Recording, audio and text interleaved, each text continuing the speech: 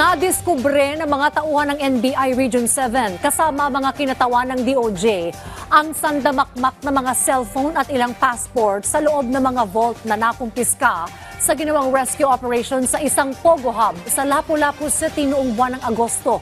Yan ang ulat ni Jessie Atienza ng PTV Cebu. Gamit ang grinder at martilyo, isa-isang binuksan ng mga tauhan ng National Bureau of Investigation Region 7 ang 3 vault na ito. Pahirapan ang pagbukas dahil sa kapal ng bakal. Naayawi. Pawang mga susi ang laman ng unang vault na binuksan. These bolts were from the 3 buildings that were where the foreigners were rescued. So, by virtue of a search warrant, among other things, these bolts were seized.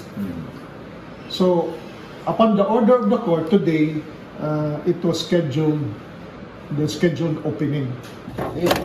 Sa pagbukas sa pangalawang vault, dito na tumambad ang nasa mahigit 100 cellphones na may Chinese markings na may kasama pang mga SIM card.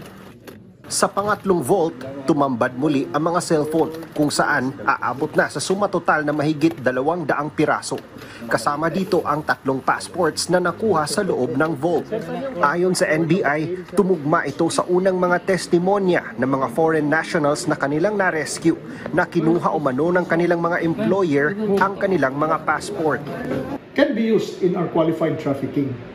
Because if you remember the testimonies given by the rescued foreigners, their passports were confiscated from them by their employers, meaning the persons that we charge.